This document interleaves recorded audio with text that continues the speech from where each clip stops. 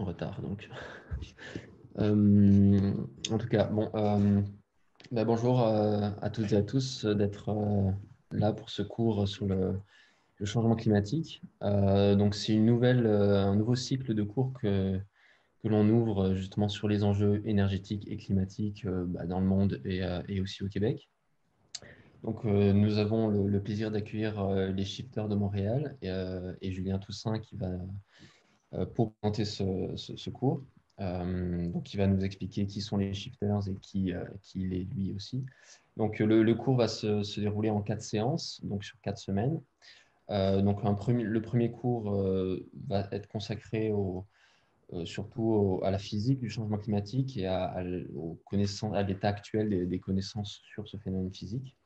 Ensuite, la deuxième séance va être un état des lieux et les opportunités au Québec. Donc, c'est vraiment une analyse détaillée au Québec de l'énergie selon les différents secteurs économiques, donc comme le transport, le bâtiment et la production d'électricité. Voilà, donc vraiment une analyse de l'économie et de son impact environnemental.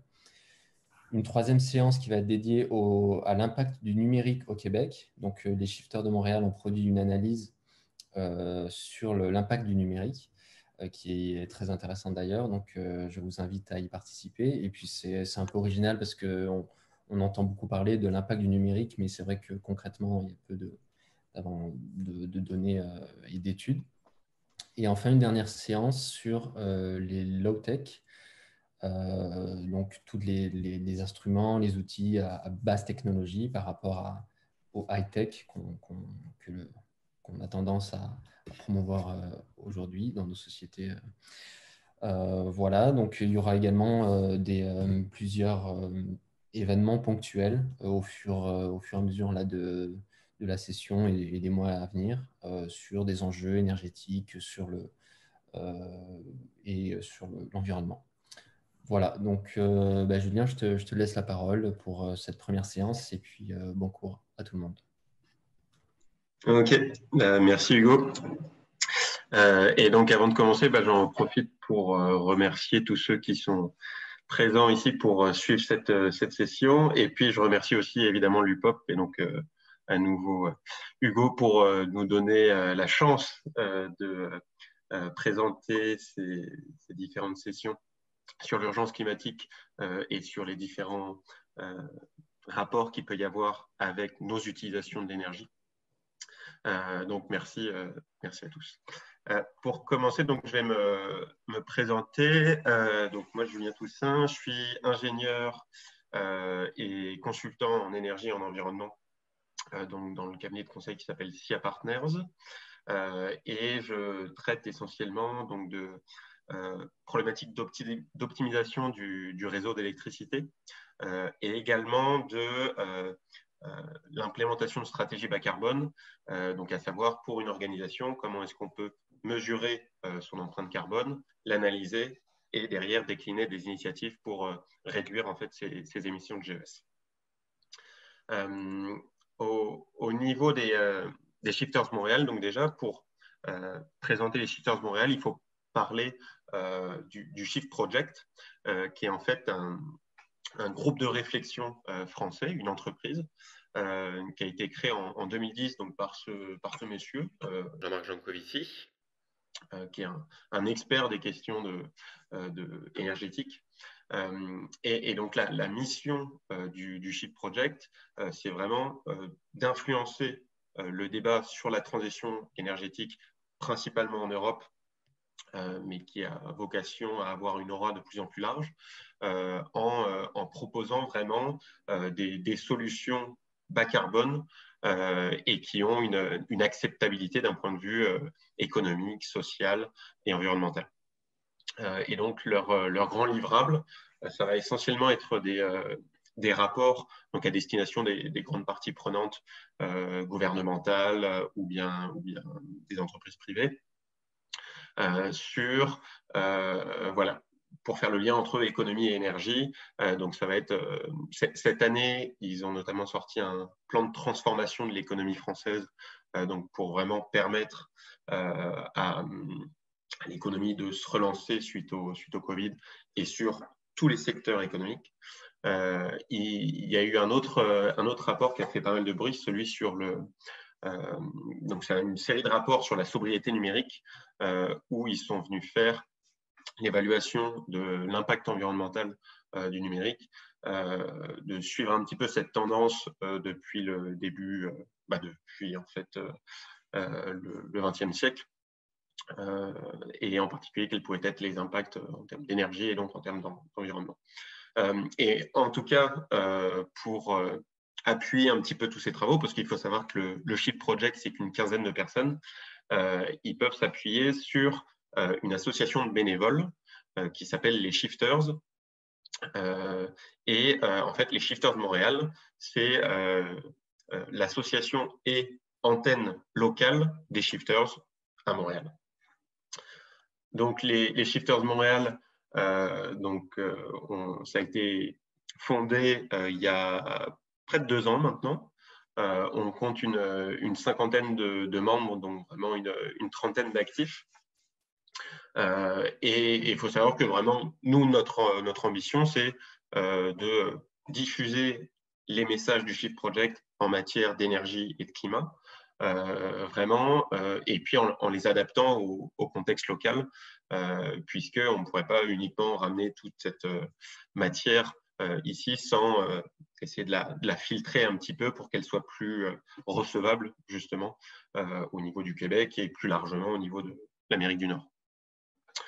Et donc, ce qu'on fait principalement, ça va être des présentations de sensibilisation, que ce soit générale ou spécifique, donc comme ce soir. On va faire des rapports un peu adaptés au contexte local, comme la troisième session sur l'impact environnemental du numérique. Et on va aussi participer à des projets avec d'autres associations sur, par exemple, la structuration de la gouvernance citoyenne en matière de climat à Montréal, ou bien d'autres projets toujours en lien avec l'environnement. Donc voilà pour les présentations. Et donc ce soir, je vais vous présenter donc la première partie du cours sur l'urgence de l'énergie et donc l'origine du changement climatique. Et donc il y aura 2 grandes parties. Une première partie qui va être en fait un petit peu un état des lieux de l'énergie. Qu'est-ce que c'est l'énergie? Quel est notre rapport au niveau des sociétés humaines avec l'énergie? Quelles sont les différentes formes d'énergie et puis lesquelles est-ce qu'on utilise? Et puis ensuite, voir un petit peu dans une deuxième partie quelle est l'implication qu'il peut y avoir sur le climat.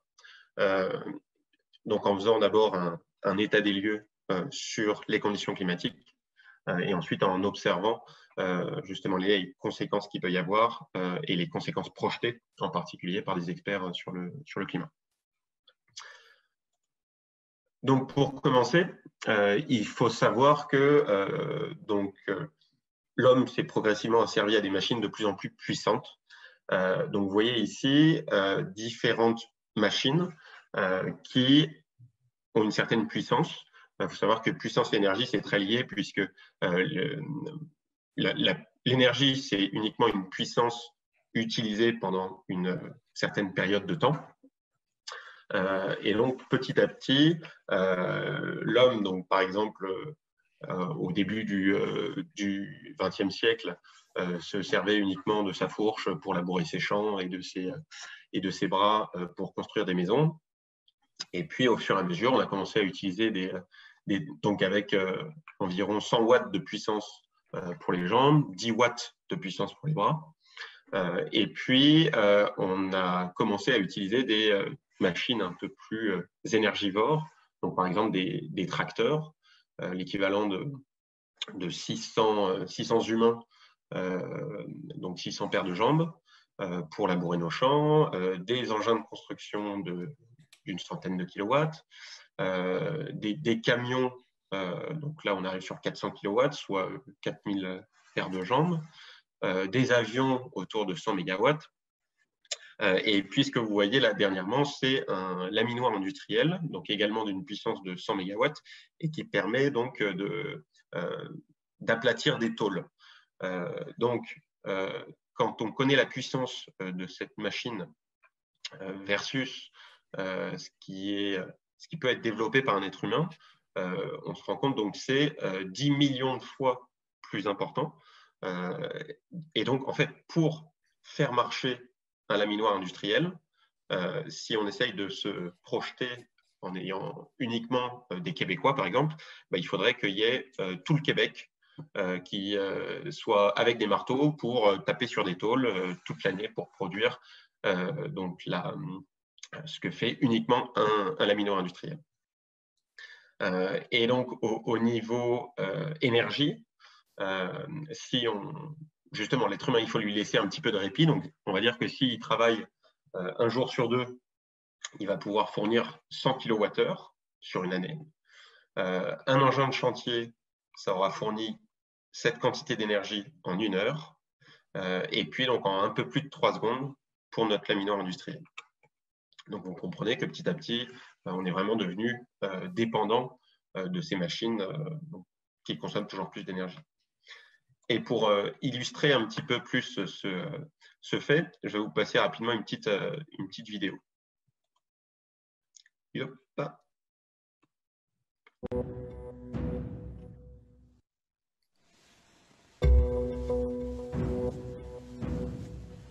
Vous voyez ici un cycliste qui est champion du monde de cyclisme sur piste.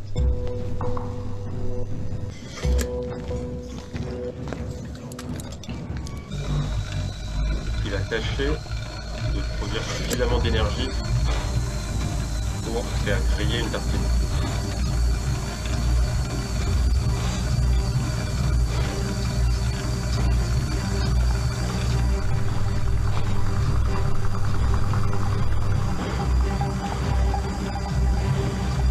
Vous avez vu les cuisseaux de ce monsieur. On pourrait presque appeler ça une machine. Et pourtant, la machine, elle a quand même bien du mal à faire griller sa tartine.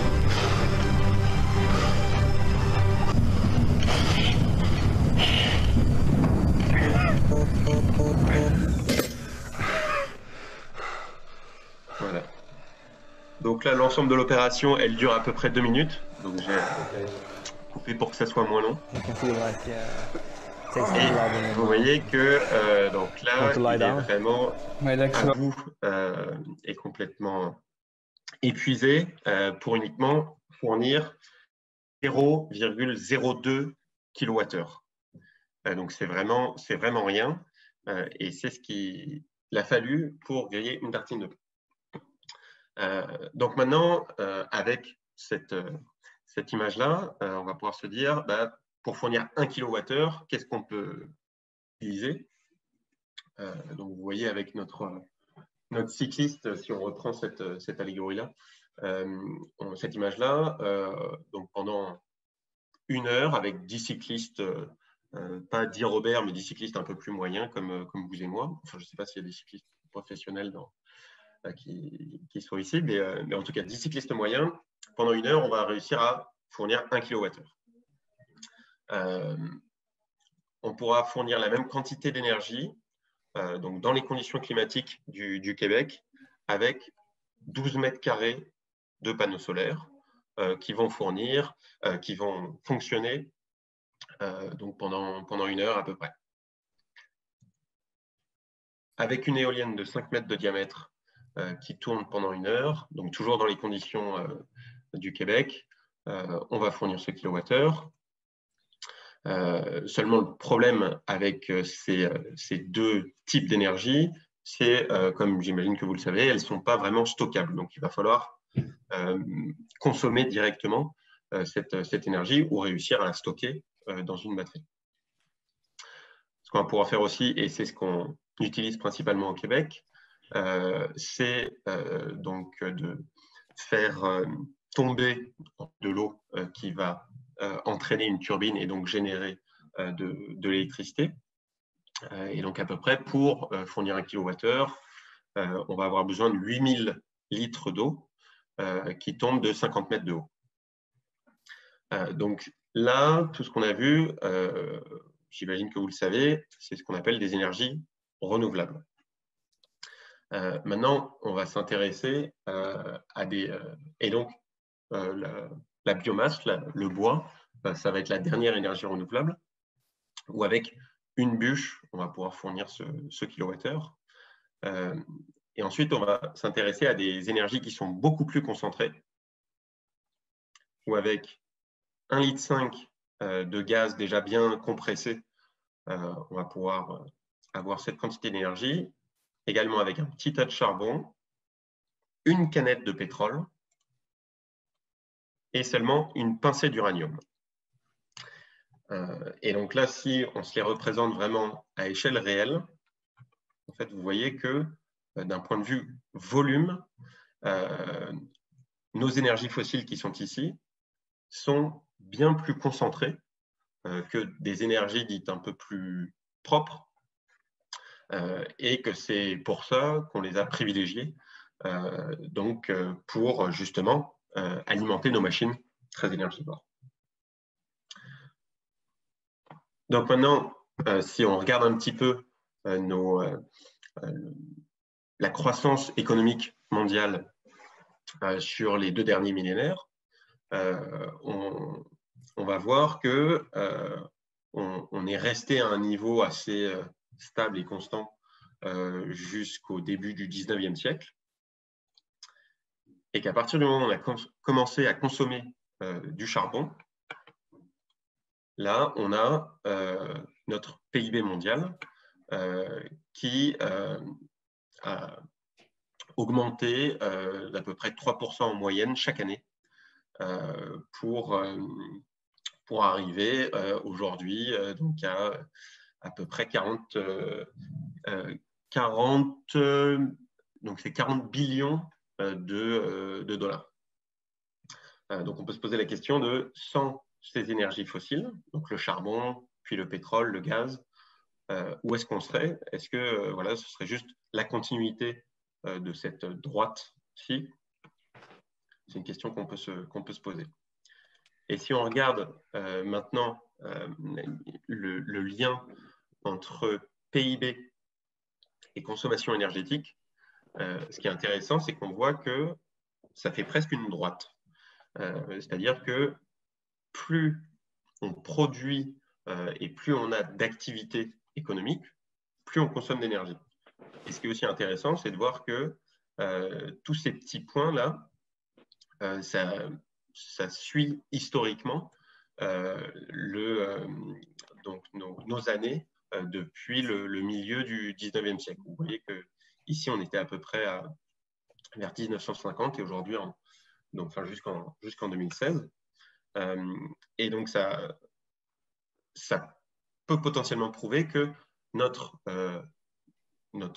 économie, notre activité est directement dépendante de notre consommation d'énergie, qui en fait est tirée par le consommateur, puisque c'est les besoins des consommateurs, des particuliers, qui nécessitent donc plus de machines pour répondre à ces nouveaux besoins, qui génèrent in fine plus d'activité et donc plus de PIB. Et si on regarde maintenant la consommation d'énergie par personne, où on voit les différentes sources d'énergie, principalement au milieu du 19e siècle, en 1860, on tournait beaucoup au bois. Et puis cette part est venue petit à petit être de moins en moins importante.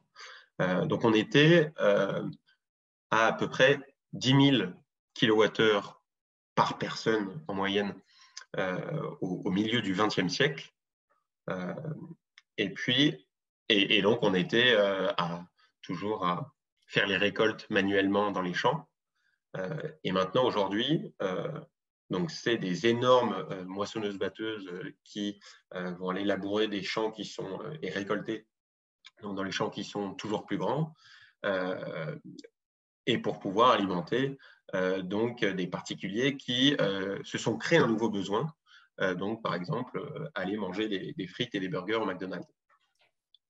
Et ce qu'on remarque, c'est que dans cette consommation d'énergie, il y a plus de 80% qui est directement issu soit du gaz, soit du pétrole, soit du charbon. Donc, on peut se dire, bon, bah, c'est bien, maintenant, qu'est-ce que ça fait d'avoir tout ça? Ah oui, et juste au niveau individuel, si on revient à ce qu'on avait tout à l'heure, c'est-à-dire 100 kWh par an pour un être humain, puisque aujourd'hui, on est à plus de 20 000 kWh par être humain en moyenne, c'est comme si on avait chacun 200 esclaves énergétiques. Et puisque en Amérique du Nord, on est un petit peu plus consommateur que la moyenne, c'est plutôt l'équivalent de 700 esclaves énergétiques dont on aurait besoin. Donc maintenant qu'on a vu ça, on se dit, bon, bah, quel est le problème? Pour l'instant, on vit plutôt bien avec ce mix énergétique. Seulement, il faut regarder ces énergies fossiles. Donc là, si on regarde les découvertes uniquement de pétrole donc depuis le début du XXe siècle, on va voir qu'il y a en vert la courbe des découvertes estimées, et puis en rouge la production qui s'en est suivie. Il y a à peu près une trentaine d'années, vous voyez, qui séparent les pics de chacune de ces courbes. Et on voit que ça suit ce qu'on appelle le modèle de Huber, qui caractérise le stock restant pour toutes les ressources naturelles, en fait. C'est-à-dire que plus on va produire, plus on va pouvoir produire rapidement et efficacement jusqu'à un maximum. Et une fois passé ce maximum, on va faire que décroître. Ce qu'on voit ici, c'est donc que pour la production de pétrole et la découverte, ça s'est un petit peu stabilisé, grosso modo, au début des années 2000, fin des années 90. Et en fait, ça correspond aux plateformes pétrolières offshore, donc en mer, où on a commencé à aller chercher, que ce soit par exemple au large du Brésil, du pétrole en mer. Et si on continue pour aller jusqu'à 2020, on voit qu'en fait, la production de pétrole, elle est assez largement repartie à la hausse. Est-ce que vous auriez une idée, vous pouvez répondre dans le chat, de ce à quoi c'est dû cette hausse de la production du pétrole?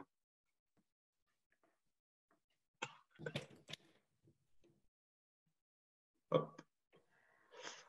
Alors, bon, j'ai fait défiler un petit peu vite, mais je suis persuadé que vous aviez tous la réponse.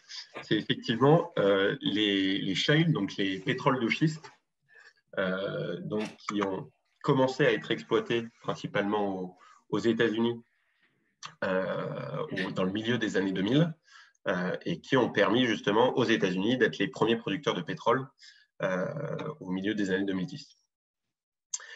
Mais maintenant, si on regarde plus largement, cette production mondiale de pétrole, que ce soit pour du pétrole dit conventionnel, donc qui va être récupéré dans la terre qui est relativement peu profonde, les pétroles donc profonds, donc pour que ce soit au niveau des plateformes pétrolières ou les pétroles de schiste, et les pétroles lourds, donc là typiquement ça c'est les sables bitumineux albertains. Et on voit qu'on passe quand même à peu près aujourd'hui à un pic, et les projections font que pour la production ne fait que décroître jusqu'à horizon 2100 dû à un manque de ressources. Et donc maintenant, si on regarde un petit peu d'un point de vue rendement, donc toujours sur le pétrole, quel taux de retour énergétique on a historiquement, donc c'est-à-dire si on utilise un baril de pétrole pour aller extraire du pétrole, justement, combien on peut en sortir? Donc au début du XXe siècle, il fallait à peu près, en équivalent énergétique, un baril de pétrole pour en sortir 100. Donc, typiquement, il n'y avait qu'à creuser un tout petit peu avec une pioche. Et puis là, on avait une poche de pétrole qui jaillissait, un petit peu comme dans There Will Be Blood.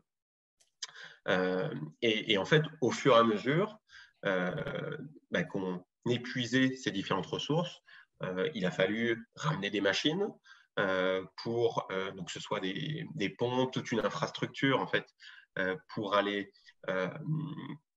chercher ce pétrole qui était toujours un peu plus profond. Et donc, ça nous amène jusqu'à aujourd'hui où il y a certaines technologies, certaines techniques d'extraction du pétrole où le taux de rendement, c'est on met un baril de pétrole et puis on n'en récupère que 3. Donc, typiquement, c'est à peu près ces ratios-là pour du pétrole profond en offshore, où le record du puits le plus profond est aujourd'hui à 12 km donc au fond. Donc, il faut quand même des sacrées installations pour aller chercher du pétrole à 12 km sous l'océan. Et c'est à peu près aussi ce taux-là qu'on a pour les sables bitumineux, où en fait le process est très énergivore parce que déjà il y a des camions qui déplacent des énormes volumes de sable, qui ensuite ce sable-là va être, il va falloir séparer avec de l'eau très très chaude les particules de pétrole pour enfin avoir du brut. Pour l'année prochaine, mais ça va être juste nous deux qui va continuer. Patricia Chartier, est-ce que c'est possible de couper le micro, s'il vous plaît? Un peu la production. Ok, merci. Et aujourd'hui, on est en moyenne, juste ouais, pour les questions, si ça vous va, on en parlera juste à la fin. Aujourd'hui, en moyenne, on est à 14 barils de pétrole produits pour un baril utilisé d'un point de vue équivalent énergétique. Donc, vous voyez en tout cas aujourd'hui qu'on utilise du pétrole qui est de plus en plus difficile à extraire du fait de cette ressource qui commence à manquer. Et si on regarde quelles sont nos autres sources d'énergie et qu'on les repositionne sur notre carte, celle qu'on avait vue un petit peu plus tôt pour produire 1 kWh. Donc, on va voir que là, il y a une matrice avec deux axes. La première, c'est la concentration de notre énergie. Et le deuxième axe, c'est quelle facilité il va y avoir pour exploiter cette source d'énergie et donc l'utiliser, que ce soit pour faire de l'électricité ou en tout cas alimenter nos machines. Donc, la plus concentrée, donc on l'a vu tantôt, c'est justement l'uranium qui va alimenter nos centrales nucléaires. Mais le problème, c'est qu'elle est quand même, c'est une technologie qui est assez difficile à exploiter. On a vu qu'il peut y avoir des risques associés. Et au niveau de la ressource estimée, elle est quantifiée à peu près 90 ans à au rythme de consommation mondiale qu'on a. Donc, une autre énergie, ça va être nos énergies fossiles, où on a une 50aine d'années de réserve pour le pétrole et pour le gaz. Donc, vous voyez que c'est quand même des échéances de temps qui sont assez rapprochées. Et puis du charbon, il en reste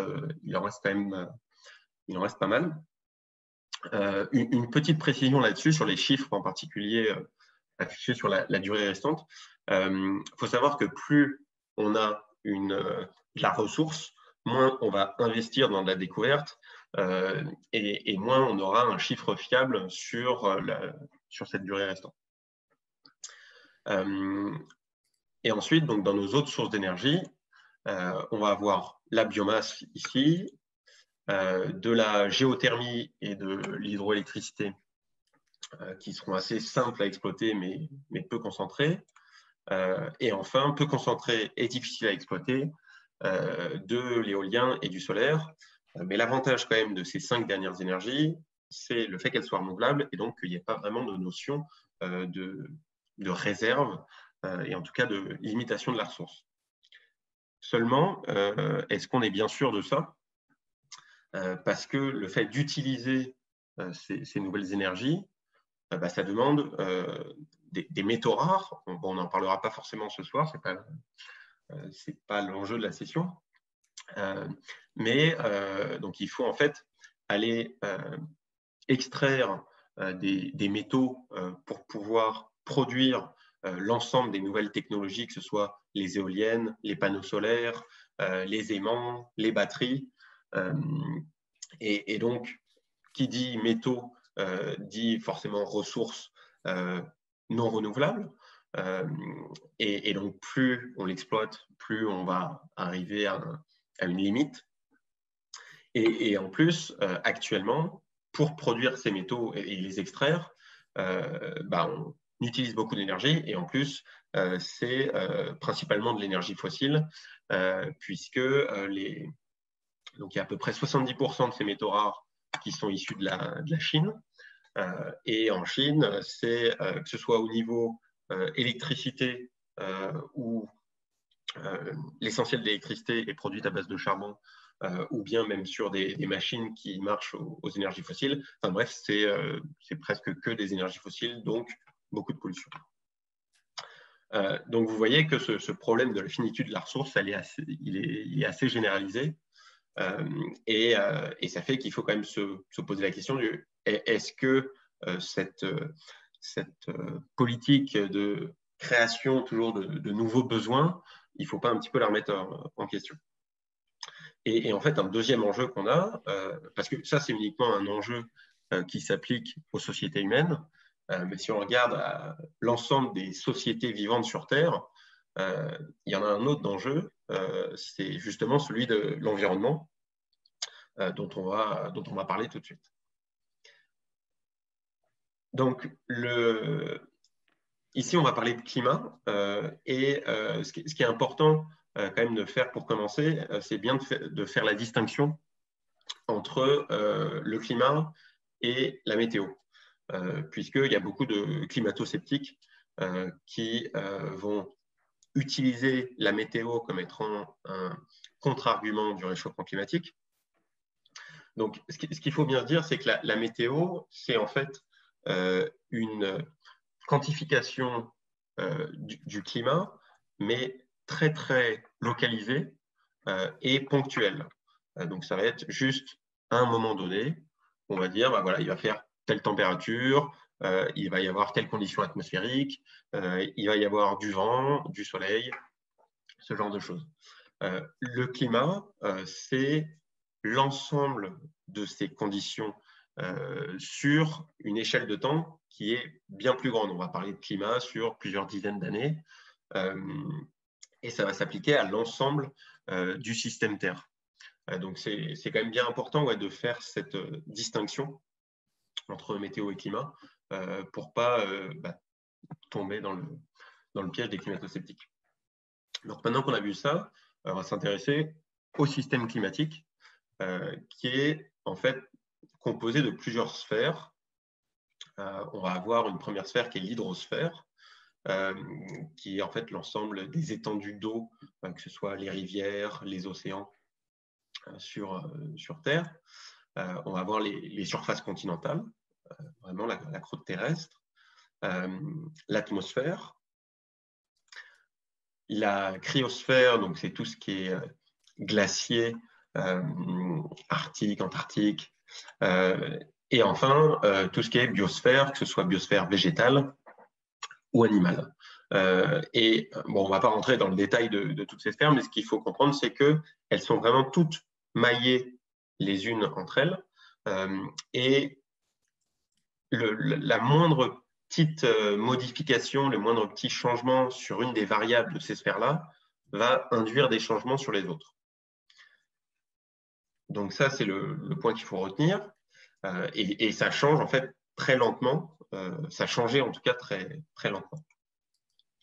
Aujourd'hui, il y a une sixième sphère qui est en fait liée aux activités humaines et qui vient bouleverser l'ensemble des 5 autres sphères qui composent le système climatique. Donc, par les déplacements, par l'agriculture, par nos exploitations industrielles. Et donc se pose la question vraiment de comment est-ce qu'on peut s'adapter à un bouleversement aussi intense sur le climat.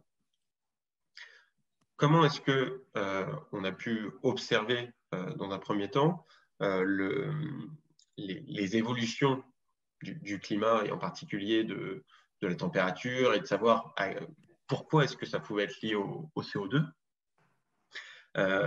Faut savoir que je ne vais pas vous expliquer le process en détail maintenant, mais en allant percer et donc extraire des carottes de glace au niveau des pôles, on est capable, en allant assez profond, d'avoir une idée de quelle était la température de la planète il y a jusqu'à 800 000 ans, et puis également quelle était sa concentration en dioxyde de carbone, en CO2.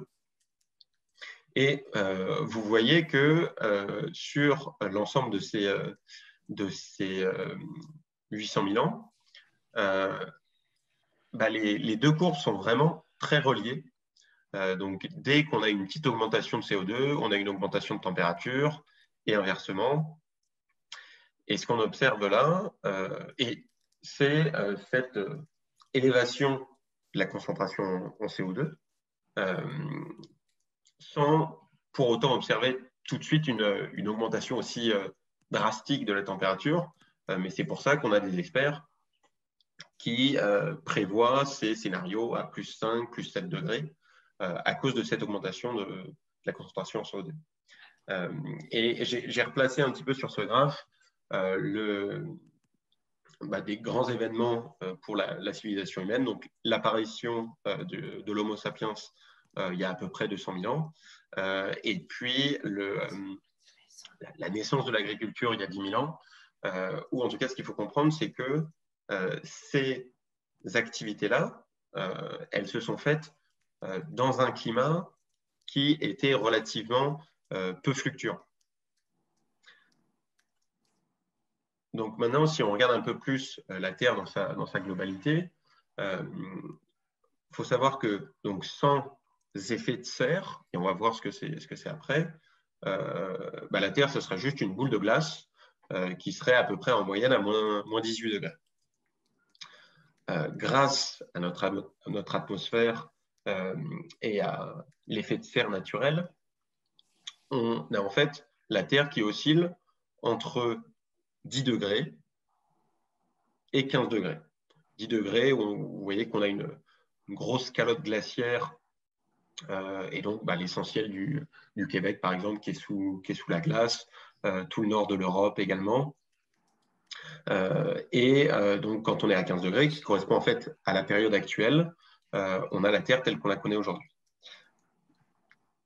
Seulement, il faut comprendre que, et on l'a vu tantôt sur l'évolution de la température, grosso modo, pour passer d'une condition de température à l'autre, ça prend à peu près 10 000 ans, soit la prise d'environ 0,05 degrés Celsius par siècle. Là, l'enjeu actuellement, c'est certains experts prévoient un réchauffement de plus 5 degrés. Seulement, ce n'est pas en 10 000 ans, mais c'est en une centaine d'années. Donc, on peut se poser la question de l'adaptation de l'ensemble des sociétés vivantes sur Terre si on perd l'Arctique, si on perd un tiers de nos côtes. Il y a pas mal de choses sur le fait que l'aspect tellement brutal, tellement instantané de ce bouleversement peut induire, et on ne sait pas justement ce que ça peut induire. Donc, je vous ai dit que j'allais vous parler de l'effet de serre qui permet à la Terre de se maintenir à des températures propices pour le vivant. Donc, en fait, ce que c'est que l'effet de serre, c'est, vous savez, que le Soleil émet des rayons lumineux vers la Terre et on a une couche de gaz de gaz à effet de serre qui englobe, présent dans l'atmosphère, qui englobe la Sans Terre. entendre le webinaire, la formation. Pierre-Luc, attention, tu as ton micro qui est… Ah, désolé, excusez-moi. Il n'y a pas de mal. Et donc, en fait, ces rayons du soleil, ils vont venir percuter cette couche de gaz à effet de serre. Il y en a une partie qui va être réfléchie vers l'atmosphère, et puis on a une autre partie qui va pénétrer et qui va venir réchauffer la Terre. Et comme la Terre, elle se réchauffe, elle va émettre des rayons aussi, mais des rayons qui seront un peu différents. Ça va s'appeler le rayonnement infrarouge. Seulement, comment est-ce qu'on distingue le rayonnement solaire et le rayonnement infrarouge? C'est par leur longueur d'onde. Et en tout cas, ce qu'il faut comprendre derrière, c'est que nos gaz à effet de serre, dû à la longueur d'onde du rayonnement solaire, ils en laissent passer une bonne partie. Mais par contre, la longueur d'onde du rayonnement infrarouge, ils en laissent beaucoup moins passer. Donc, ça veut dire qu'il y en a beaucoup qui vont repartir vers la Terre, qui vont réchauffer la Terre, puis donc, puisque la Terre se réchauffe, ça produit à nouveau du rayonnement infrarouge, et ainsi de suite. Et c'est donc ça qu'on appelle l'effet de serre. Et c'est ce qui permet donc d'avoir une température clémente sur Terre. Seulement, donc, maintenant, on va voir un petit peu quels sont nos différents gaz à effet de serre. Donc, ces gaz qui laissent bien passer le rayonnement solaire, mais assez peu les rayonnements infrarouges. On va avoir donc des gaz qui sont peu nocifs, on va dire, parce qu'ils s'éliminent à l'échelle de la vie humaine, enfin, ils s'éliminent assez rapidement. Donc ça, c'est la vapeur d'eau et l'ozone. Et puis là, on va avoir des gaz un peu plus nocifs dont on va s'intéresser. Et on voit que pour caractériser les gaz à effet de serre, il y a deux grandes variables. Donc le PRG, qui est en fait le pouvoir de réchauffement global du gaz, donc, et qui à chaque fois est comparé au CO2. Donc par exemple, on va dire que le méthane, pour une même quantité de méthane, il va réchauffer 25 fois plus la Terre que le CO2, le gaz carbonique. Donc ça, c'est le premier critère pour caractériser un gaz à effet de serre. Le deuxième, c'est sa durée de séjour moyenne dans l'atmosphère. Donc après cette durée de séjour, il ne reste plus que la moitié de notre quantité de gaz, et ainsi de suite, plus on itère avec cette durée-là.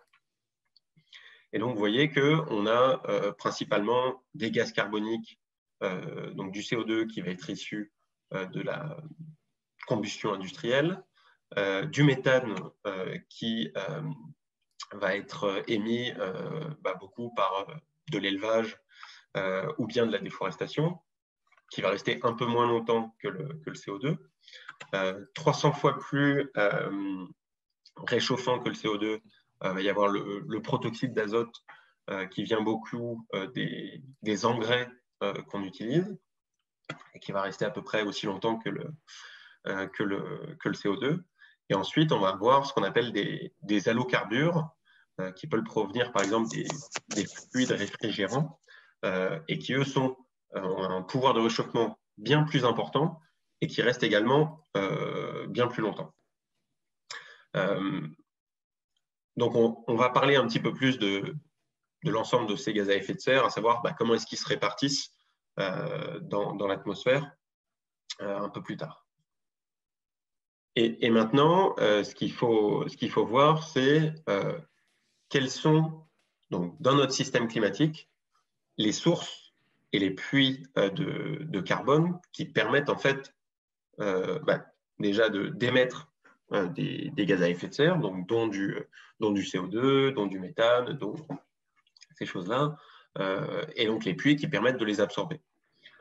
Donc il faut savoir que la décomposition entre émissions directes, donc qui sont dues par exemple aux activités humaines, que ce soit l'agriculture, vous avez vu nos consommations d'énergie également, nos usines, c'est à peu près 80% des émissions de gaz à effet de serre, et il y en a autour de 20% qui sont des émissions indirectes, et ça va principalement être dû à la déforestation. Donc là, on a nos sources de carbone, et vers où est-ce qu'elles vont aller.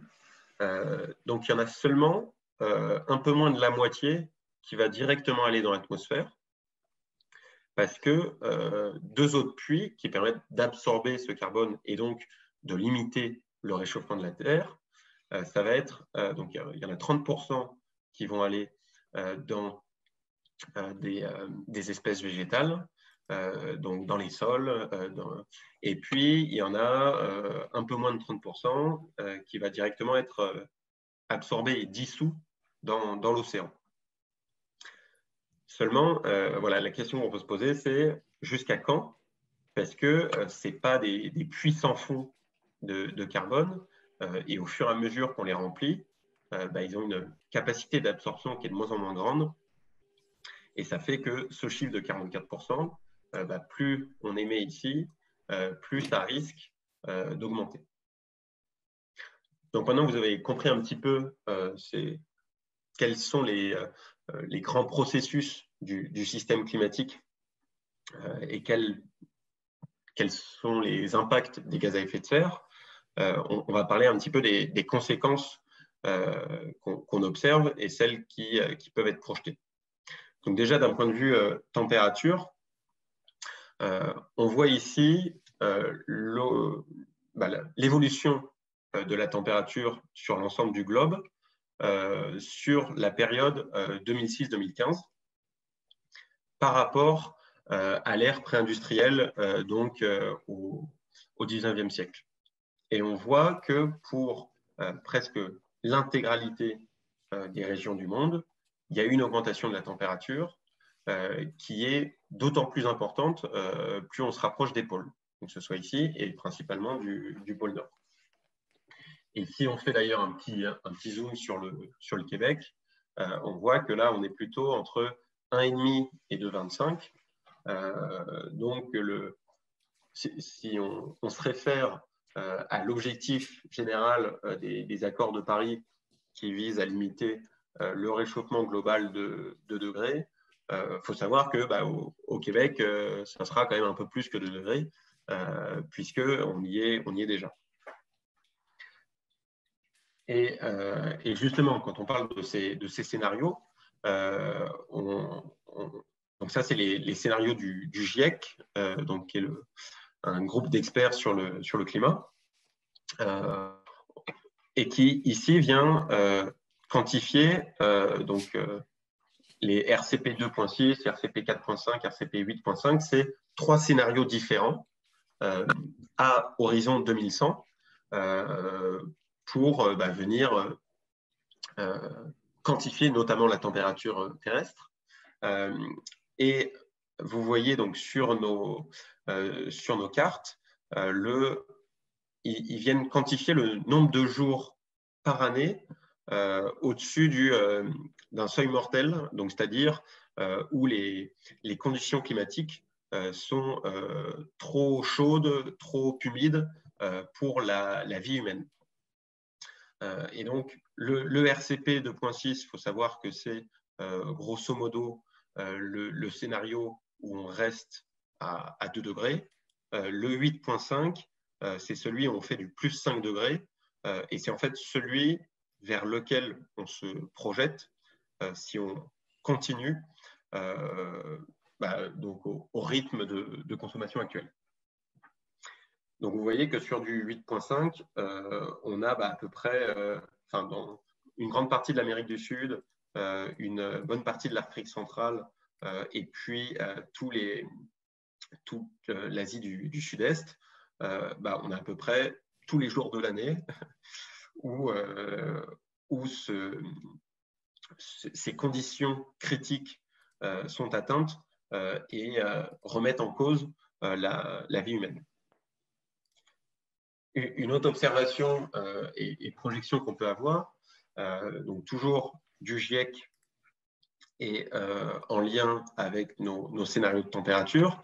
Donc vous voyez ici la légende où selon différents scénarios de température, on va avoir des risques qui vont aller du blanc jusqu'au violet sur des écosystèmes terrestres. Le blanc étant des impacts et risques indétectables, le violet étant donc qualifiant une probabilité très élevée de risques graves, avec de l'irréversibilité, des dangers liés au climat et une capacité d'adaptation vraiment limitée. Et on voit ici que donc même pour du 1,5 ou du 2 degrés, donc qui est le scénario optimal, et à horizon 2100, et en tout cas en atteignant cette température, on n'aura plus de coraux, on n'aura plus de réserves de poissons et de bivalves, on n'aura plus non plus d'Arctique, il y a une bonne partie des côtes qui vont être à risque dues aux inondations. Et ça, c'est uniquement pour un scénario de degrés. Donc, maintenant qu'on a vu ça, on peut se dire comment est-ce qu'on peut limiter le plus possible ces risques d'augmentation de température. Et donc, ça induit de regarder un petit peu pour la société humaine, au niveau de ces gaz à effet de serre, quelle est la répartition qu'il peut y avoir. Donc, l'ensemble des gaz à effet de serre, ils sont, pour les comparer sur une même unité, ils sont remis en volume équivalent CO2. Et une fois qu'on a fait cette conversion, on voit qu'il y a en fait à peu près 50 gigatonnes de gaz à effet de serre. Il y en a les 3/4 qui sont liés au dioxyde de carbone, à peu près 15% au méthane, et puis le reste où ça va être du protoxyde d'azote. Et en fait, nos allocarbures, c'est que 2% du poids total d'un point de vue potentiel de réchauffement. Donc c'est pour ça qu'on n'en entend pas forcément trop parler, bien qu'il soit justement très à risque avec les grandeurs qu'on a pu observer tout à l'heure. Et puis aussi, faut savoir que ces allocarbures, il y a des solutions qui existent pour s'en passer. Le dioxyde de carbone, techniquement, c'est un peu plus compliqué aujourd'hui de dire on n'utilise plus nos autos, on n'utilise plus nos industries. Donc, pareil pour le méthane, c'est un peu plus compliqué. Et si on regarde maintenant vraiment quel est le détail d'un point de vue sectoriel, faut savoir que sur ces 50 gigatonnes, il y en a 1/5 où c'est uniquement dû à des centrales à charbon qui viennent produire de l'électricité.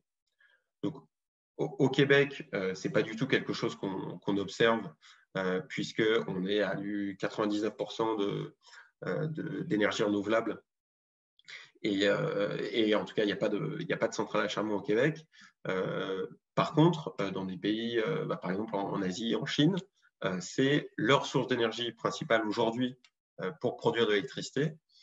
Donc, c'est un vrai enjeu que d'être capable de supprimer toutes ces centrales à charbon pour les remplacer par des sources d'énergie qui sont moins riches en carbone. Donc, dans l'ensemble des émissions mondiales, il y a 7% où ça va être la même chose, la production d'électricité, mais via des centrales au gaz ou au fioul. Il y en a 5% quand même qui sont uniquement liés à de la production de ciment. Au Québec, il y a par exemple plusieurs cimenteries qui sont actives et qui sont parmi les plus grands émetteurs donc de l'ensemble du territoire québécois. Donc là, ça pose la question, comment est-ce que dans le secteur de la construction, on peut adapter nos pratiques pour éviter d'utiliser le ciment. 12% des émissions vont être dues aux procédés industriels, que ce soit de la métallurgie, et principalement qui nécessitent d'obtenir des températures très élevées. Et justement, pour obtenir ces températures très élevées, le problème, c'est qu'on a du mal à le faire avec de l'électricité. Donc, on utilise des énergies fossiles principalement. Il y a 5% qui vont être uniquement liés au chauffage des bâtiments, donc principalement des chaudières à fioul, à gaz. Voilà. Dans les transports, on va avoir 6% donc liés à du transport automobile de particuliers, 4% pour du transport routier de marchandises, et ensuite 2% de maritime, 2% liés au transport aérien. Donc, vous voyez qu'ici, on a à peu près 14% des émissions mondiales qui sont liées au transport. Un peu plus, cette fois, 20%, ça va être uniquement lié à de l'alimentation. Donc, que ce soit de l'agriculture, de l'élevage, ou bien donc, voilà, ici, des émissions de protoxyde d'azote, par exemple, dans des rizières, où on peut utiliser des engrais. Mais donc, essentiellement, là, ça va être soit des émissions de méthane, soit des émissions de protoxyde d'azote.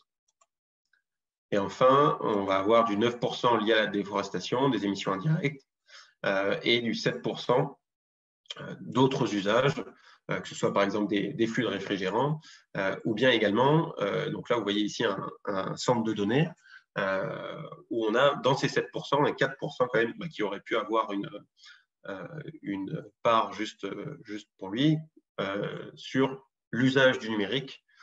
Mais donc ça, on rentrera dans le détail sur la troisième session avec Max. Donc, maintenant qu'on a vu tout ça, on peut se dire, on sait que, en fait, c'est directement dû à nos consommations d'énergie. Et donc, pour alimenter ces activités qu'on utilise, donc, quelle source d'énergie on va pouvoir utiliser qui soit un petit peu moins riche en carbone. On va voir ici donc, toutes nos sources d'énergie qu'on a vues tantôt.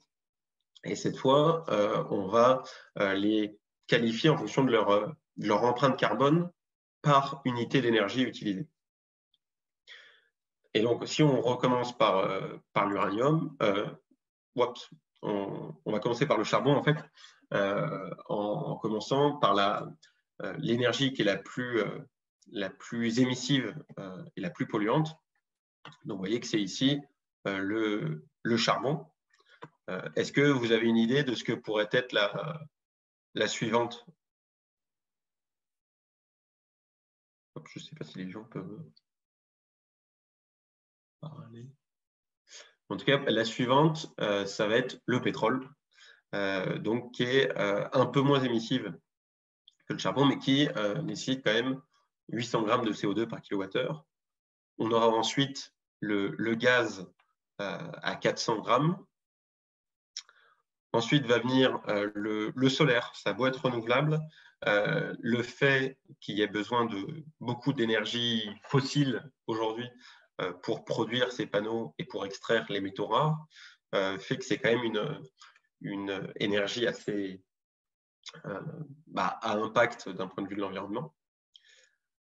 On va avoir ensuite la géothermie qui a une petite émissions liées aux installations nécessaires, 20% pour la combustion du bois de la biomasse, et puis ensuite on aura du 15 grammes de CO2 via le nucléaire et 10 pour de l'hydroélectricité et de l'éolien.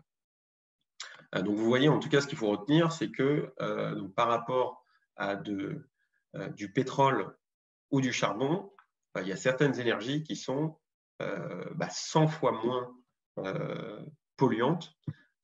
Et donc, c'est pour ça qu'on se tourne vers ces énergies aujourd'hui. Et enfin, je conclurai donc par ce graphe-là qui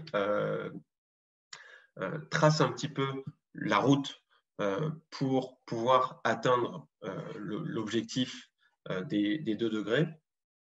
Donc, en fait, ça vient quantifier un budget carbone pour avoir plus de 2 chances sur 3 de rester sous ces 2 degrés. Et on voit qu'on a ici nos différentes trajectoires, donc avec en ordonnée les émissions totales en équivalent CO2, donc de gaz à effet de serre, et en abscisse notre horizon jusqu'à 2100. Donc, si on avait commencé cette diminution des émissions à partir de 2010, faut savoir qu'on aurait eu besoin de diminuer que en moyenne 3% par an pour rester sous ces 2 degrés. Donc déjà, aujourd'hui, c'est un peu plus compliqué parce qu'il faut être à peu près à du moins 10% par an pour rester sous ces 2 degrés. Et ensuite, si on s'y met en 2030, là, vous voyez que la pente va être bien plus importante. Et donc, il va falloir faire du, grosso modo, moins 30% par an. Donc, vous voyez un petit peu l'ampleur du chantier qui nous attend pour pouvoir rester dans des conditions climatiques qui sont propices à la vie de l'ensemble des espèces, mais également à la nôtre. Donc, je m'arrêterai ici, mais vous comprenez que ça donne envie de se poser la question de comment est-ce qu'on peut s'y mettre, à quelles échéances de temps, et en particulier au Québec, qu'est-ce qu'on peut faire. Mais donc ça, on répondra à toutes ces questions la semaine prochaine. Merci pour votre attention. Et puis, donc on peut commencer avec une petite session d'échange. Si vous avez des questions, des remarques, n'hésitez pas, c'est à vous.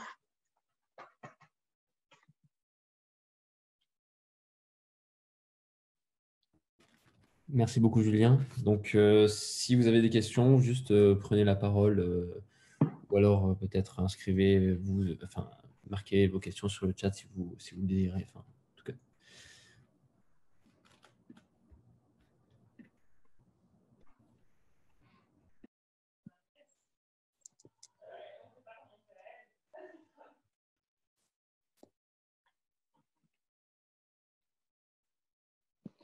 Moi, j'aurais une petite question.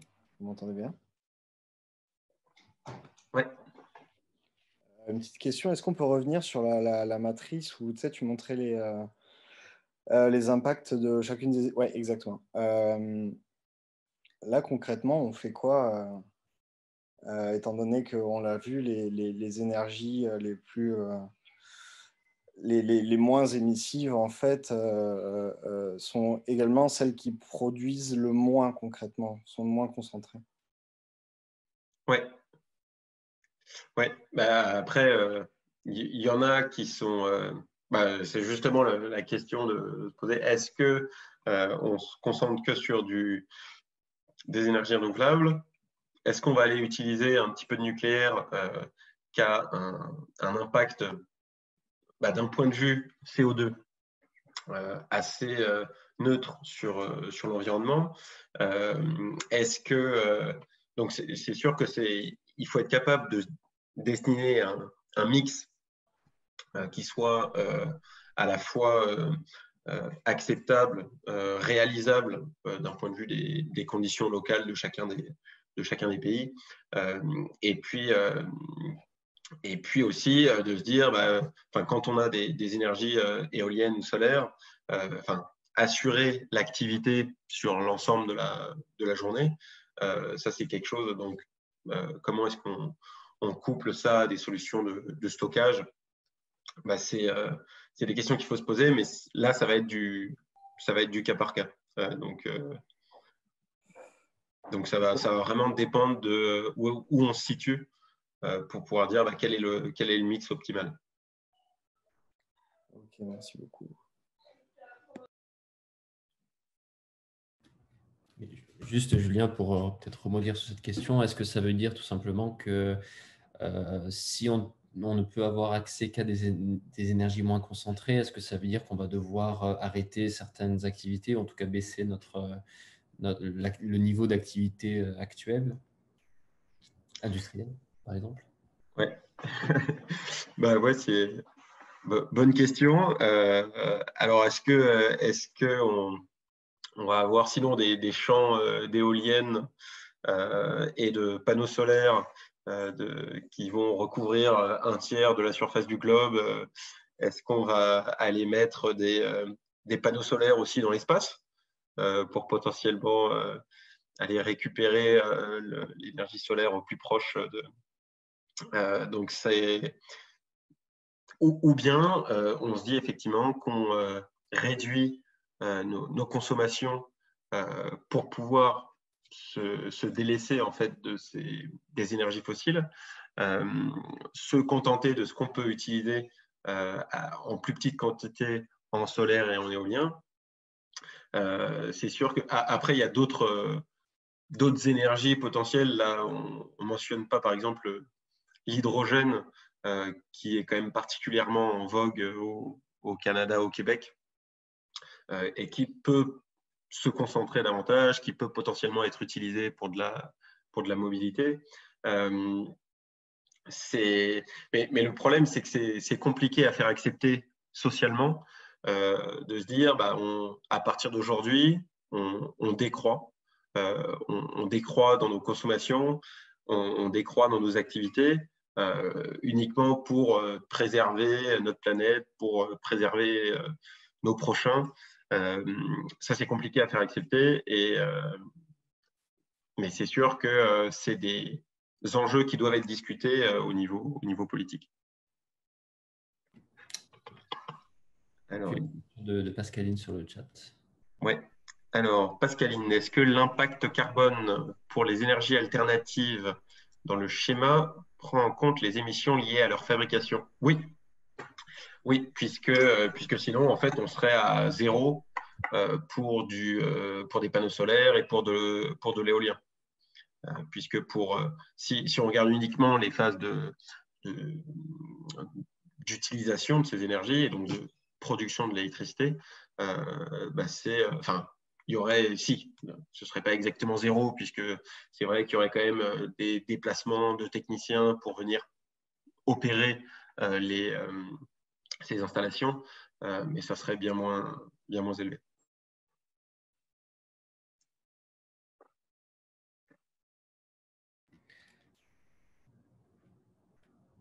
Moi, j'ai peut-être juste une petite question. Est-ce que tu peux revenir sur le dernier slide avec le… Ouais. Ouais, celui-là, exactement. Est-ce que tu peux juste le réexpliquer? Donc, si je comprends bien, ça veut dire que est-ce qu'on pourrait résumer en disant que plus on attend, plus l'effort à fournir va être plus dur, plus difficile et plus violent? Ouais. Alors, ce qu'il faut comprendre là-dessus, c'est que quand on se fixe un objectif de limitation à 2 degrés, à partir de ça, on va pouvoir se fixer un budget carbone, un budget donc équivalent CO2, à ne pas dépasser pour ne pas faire augmenter la concentration en CO2 dans l'atmosphère et donc la température. Ce qu'il faut se dire, c'est un petit peu comme l'image de la baignoire où il ne faut pas dépasser un certain niveau. Là, on continue de la remplir, cette baignoire, et il y a un moment où on pourra la remplir, on ne pourra presque plus la remplir pour pas qu'elle déborde. Et ça, il faudra répartir ce remplissage-là jusqu'à 2100. Donc voilà, en fait c'est juste, si on regarde uniquement la courbe, c'est juste une histoire d'air. L'air sous les différentes courbes, c'est exactement la même. Seulement, si on commence de plus haut et plus tard, forcément, ça induit que la pente de notre courbe sera plus importante. Ça répond à ta question, Hugo? Oui, non, bien sûr. Très bien. Je crois qu'il y a 2 nouvelles questions, Julien, dans le chat. Yes, alors, que pensez-vous, donc Facundo, que pensez-vous du nucléaire à sel fondu de thorium? Eh ben je connaissais pas le nucléaire à sel fondu de thorium. Est-ce que tu peux nous en parler un petit peu, Facundo? En fait, vous m'entendez? Oui, très bien. En fait, c'est une technologie qui est... c'est le principe de la fission. On n'est pas dans la fusion comme utilitaire et tout ça, que c'est très, très différent. C'est encore de la fission, mais c'est des isotopes de thorium, donc pas d'uranium. Puis c'est un cycle qui... la façon que le cycle est fait, il produit... En fait, la raison pourquoi la recherche nucléaire n'a pas été dans cette direction-là, c'est que ça ne fait pas de plutonium, ça ne fait pas de métaux qui servent à faire des bombes. Fait que tout le nucléaire civil est une conséquence du développement militaire, mais tu peux faire la même réaction de fission avec le thorium, puis c'est intrinsèquement plus safe parce que ça ne fait pas les déchets aussi graves, les déchets sont vraiment moins toxiques. Puis le potentiel d'une réaction en chaîne à la Tchernobyl, je pense qu'il est inexistant. En tout cas, c'est une technologie qui est vraiment intéressante. Je pense qu'ils sont en train de la développer en Chine particulièrement. Mais on est comme à la remorque de ça. Le nucléaire a vraiment une mauvaise presse, puis une perception dans la tête des gens que c'est épouvantable à cause de Fukushima, puis Tchernobyl, puis ce genre de trucs-là. Puis la bombe atomique nous a vraiment marqué, là, mais à mon avis, si on ne fait pas des programmes de nucléaire civil importants, on a vraiment très peu de chances d'atteindre nos objectifs de réduction des émissions.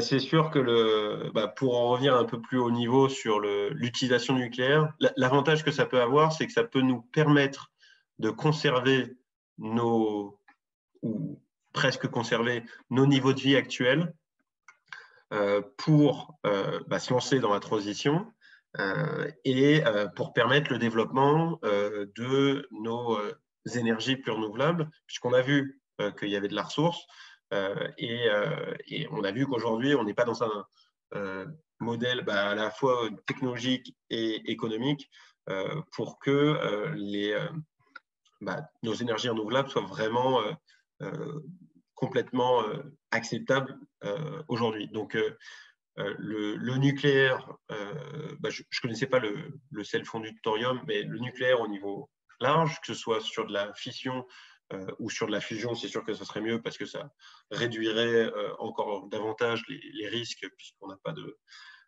d'explosion potentielle avec notre hydrogène.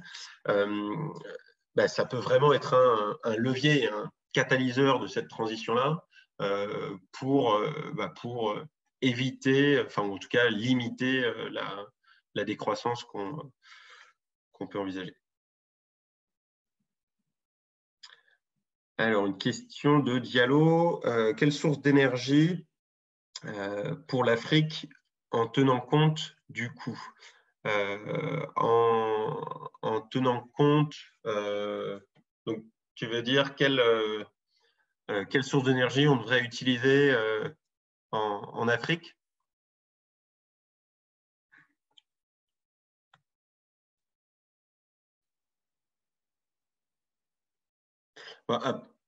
Je ne sais pas si tu es toujours là, Diallo. En tout cas, ce que je sais au niveau de l'Afrique, c'est qu'il y a quand même il y a un gros potentiel sur la production d'énergie renouvelable, de solaire comme d'éolien, mais principalement de solaire.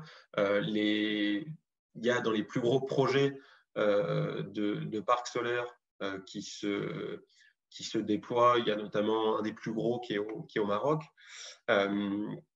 Et il y a également des énergéticiens, donc des entreprises qui produisent de l'énergie, qui s'intéressent justement de plus en plus à ces marchés, puisque même au niveau de l'activité économique, ça se développe de plus en plus. Donc, il y a au niveau des installations de production d'énergie, il y a vraiment de quoi faire avec du renouvelable. Il y a également des réserves en uranium au Nigeria, donc potentiellement pour avoir de la source d'énergie pilotable. Et après, voilà, c'est des choix qui sont à faire aujourd'hui, puisque on sait que le continent africain est probablement celui du 21e siècle au niveau du développement économique. Sophie, donc tu n'as pas trop parlé. Le plan vert, effectivement, prévoit l'augmentation de l'électrification des transports. Si j'ai bien compris, il faut beaucoup de cuivre pour le système électrique et les risques de pénurie de cuivre sont nombreux. De plus, son extraction est très nuisible pour l'environnement. Y a-t-il une alternative au cuivre? Alors ça, c'est un peu trop technique pour moi. Je sais qu'on va parler un peu du plan vert et des plans québécois la semaine prochaine. Donc, on essaiera de te répondre à ce moment-là.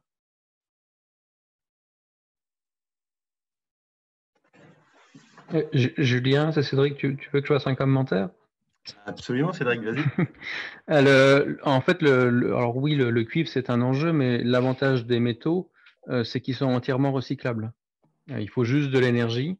Alors, c'est sûr qu'il y a quelques apports diffusifs, mais si on pense bien à la filière, en fait, essentiellement, là où on va perdre du métal, c'est notamment, par exemple, les frottements des caténaires des trains. Parce que là, il y a du frottement, donc on le diffuse.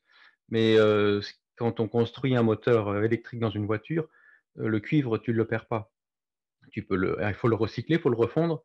Mais donc, en pensant bien le recyclage, on peut, disons, conserver notre stock de cuivre nettement plus facilement que le pétrole. Parce que le pétrole, une fois qu'il est brûlé, il a changé de forme chimique. Tu ne peux pas le régénérer. Donc, le problème des métaux, ce n'est pas tout à fait le même que le problème des énergies fossiles. Voilà. Cédric, juste pour revenir sur ta remarque, le recyclage des métaux n'est pas infini non plus. J'imagine que quand il est recyclable une certaine quantité de fois, mais après il se dégrade très vite, j'imagine. Alors ça dépend si tu fais des alliages. Donc là, et c'est là où on peut aussi un peu éventuellement parler de low-tech. Si on veut faire des matériaux très performants, souvent on met des petites perles de perlimpinpin dans nos métaux là, pour qu'ils aient des propriétés plus intéressantes. Et c'est peut-être pas une bonne idée parce que justement, c'est ces perles de perlimpinpin qui font que c'est plus difficile à recycler et qu'il y a de la perte. Mais si on pense à dire on va être un peu moins efficace énergétiquement, mais on va moins perdre au recyclage, on peut recycler avec des taux très très très intéressants les métaux. D'accord.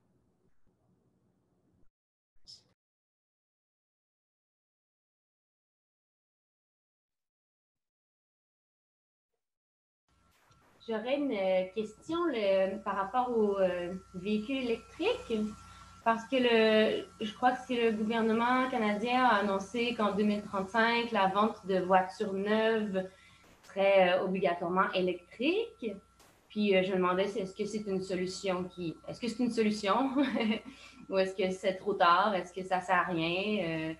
Parce que justement, j'avais entendu des trucs par rapport à les batteries des voitures électriques qui sont très difficiles à réutiliser, à jeter. En tout cas, c'est quoi votre point de vue là-dessus ou c'est quoi l'avis scientifique là-dessus?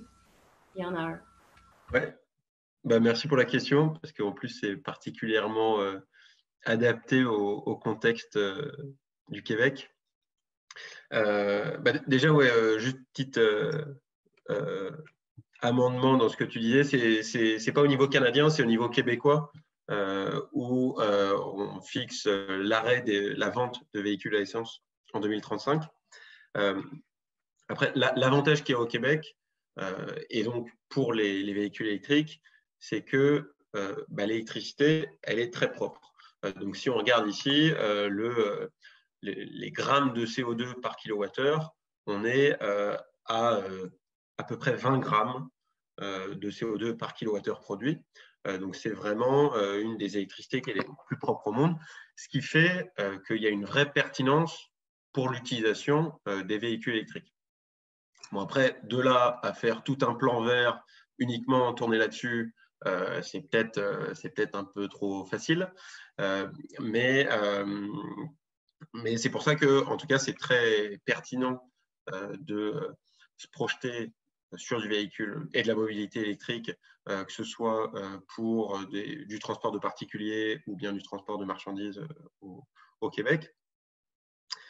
Alors après, je vois qu'il y a Estelle, justement, en plus, j'allais te faire parler, Estelle, mais qui nous a partagé une étude d'Hydro-Québec qui compare en fait vraiment l'impact environnemental du véhicule électrique par rapport au véhicule à essence, et où on voit que en fonction de la durée d'utilisation du véhicule, le véhicule électrique est, je crois que c'est de 3 à 5 fois moins impactant d'un point de vue carbone par rapport au véhicule à essence. Ce qui va être important en tout cas, c'est de ne pas changer son véhicule tous les ans, par exemple, enfin de l'utiliser vraiment le plus possible, puisque très impactant dans le cycle de vie du véhicule électrique, c'est justement sa fabrication et donc la production de la batterie. Ce qui fait que si, par exemple, on utilise un véhicule électrique que pendant 1 an ou bien un véhicule à essence que pendant une année aussi, donc là, ça sera peut-être davantage le véhicule à essence qui fera sens d'un point de vue environnemental, bon, même si ça n'a aucun sens d'un point de vue consommation. Mais voilà, est-ce que ça répond grosso modo à tes interrogations? Oui, merci. Puis là, je vais avoir de la lecture à faire là, grâce à. Ouais, c'est une bonne étude. Oui, Julien, je me permets d'intervenir sur les batteries là. Il parlait des batteries. Donc, à l'heure actuelle, on ne recycle pas le lithium des batteries, tout simplement parce que c'est moins cher d'extraire le lithium des mines. Donc, la filière de recyclage des batteries, elle n'est pas encore au point au niveau industriel. Mais il va falloir s'y attaquer très sérieusement parce qu'au rythme auquel le nombre de voitures électriques augmente sur le marché, et puis on veut qu'il augmente sur le marché, on va arriver très rapidement à la fin des stocks de lithium si on ne les recycle pas. Mais pour l'instant, ce n'est pas au point le recyclage des batteries. Donc mais ça va être un enjeu industriel très prochainement. Ça veut dire aussi, c'est que du coup, le prix des voitures électriques potentiellement va exploser, dépendant à quel coût on va être capable de recycler ces batteries pour que la filière lithium soit pérenne.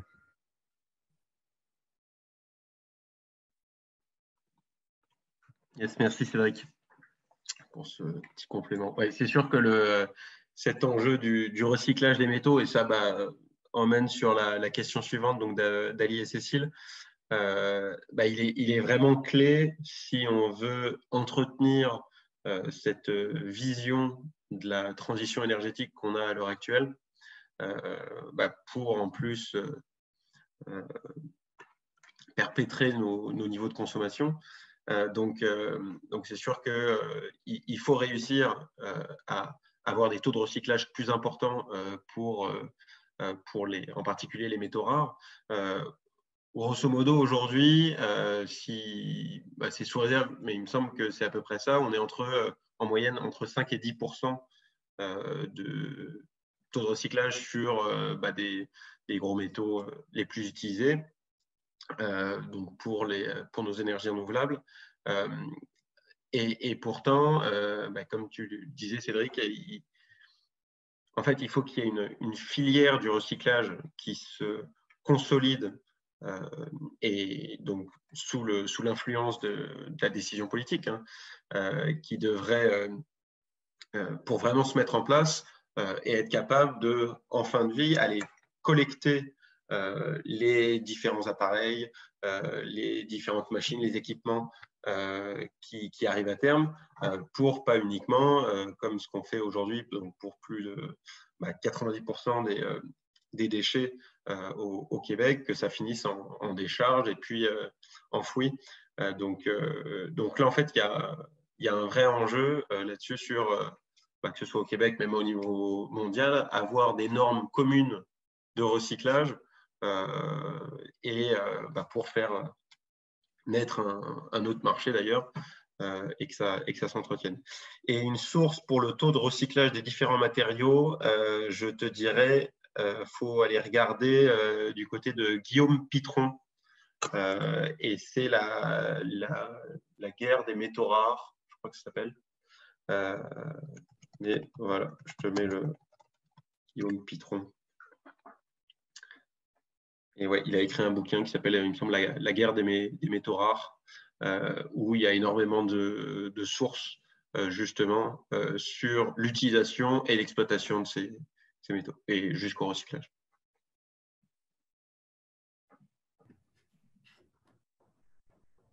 J'ai juste une petite remarque que je viens de Toussaint. Justement, tu montrais le diagramme des émissions mondiales. Est-ce que tu peux juste le remettre peut-être rapidement? Ouais. On a tendance à...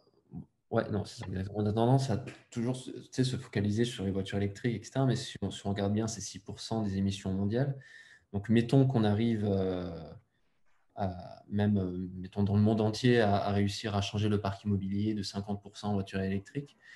Est-ce que finalement l'impact, avec évidemment en considérant toutes les conséquences environnementales sur les métaux, sur la pollution des sols, etc., est-ce que finalement, on aura résolu une infime partie du problème, puisque si je regarde ton diagramme, les émissions sont très nombreuses ailleurs en fait. Donc est-ce que c'est un peu un angle mort de notre société, parce que de consommation un peu moderne du XXe siècle, qui est assez récente. Donc finalement, est-ce que c'est pas se focaliser sur un problème qui, juste parce qu'on sait faire que des voitures, alors on essaie de résoudre le problème? Ouais. Ça, pourquoi est-ce qu'on en parle beaucoup, et en particulier ici, c'est parce que la mobilité, c'est presque la moitié des émissions au Québec. Donc, à partir du moment où on sait ça, on se dit, on ne va pas aller essayer de faire changer la source d'énergie chinoise. Ça paraît quand même bien plus compliqué de leur dire ce qu'ils ont à faire. On va se concentrer sur un bilan plus territorial. Et c'est ce que font la plupart des régions occidentalisées. Donc, c'est à savoir faire un bilan des émissions, puis les relier d'un point de vue secteur, pour pouvoir se dire, quand on a 40% des émissions qui sont liées au transport, on sait que il faut essayer de faire quelque chose là-dessus, non pas seulement que sur de la véhicule pour particuliers, mais aussi sur du transport de marchandises, essayer de venir substituer des déplacements aériens par du transport électrique, que ce soit via du véhicule électrique, que ce soit via de la voiture électrique ou potentiellement du ferroviaire électrique. Mais voilà, c'était uniquement quand aujourd'hui, donc on a cette décomposition mondiale, mais il n'y a aucune force qui va pouvoir dire je prends tout ce camembert à bras le corps. Et je viens couper dans l'ensemble de ça. Donc, c'est ça, c'est donc, lors de la COP 21 notamment, tu as l'ensemble des pays qui vont se réunir, qui vont voir ce camembert-là, mais qui ensuite, et qui vont se commettre, mais plus par rapport à un enjeu de limitation de température, et ensuite, ils vont plus regarder ce qu'ils doivent faire territorialement. Bon, après, c'est sûr que il n'y a pas suffisamment d'échanges et de partage sur les bonnes pratiques, sur ce qui doit être fait, sur quelles initiatives on met en place d'un point de vue, et de manière coordonnée. Et c'est un petit peu aussi le problème qu'on a aujourd'hui, c'est que chacun réduit ses émissions à sa sauce. Chaque pays annonce sa carboneutralité très, très prochaine. Mais on est on est tous dans le même panier et ce qu'il faut, c'est réussir à l'annoncer, mais au niveau mondial, quoi, cette carboneutralité. Merci. J'ai peut-être un peu anticipé sur la séance de la semaine prochaine pour les émissions. Ça va, j'ai pas non plus trop spoilé. Ce sera plus clair. Il en reste. Bon. Est-ce qu'il y a d'autres questions?